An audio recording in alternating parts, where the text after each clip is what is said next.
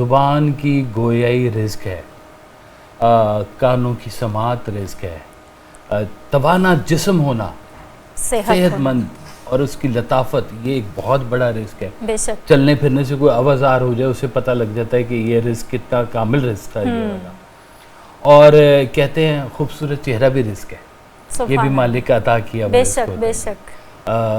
کوئی خوش الحان ہو، اچھا بولنے والا ہو، رزق ہے۔ کہتے ہیں ایک سریلا گلا کسی سونے کی کان سے کم ہے کیا؟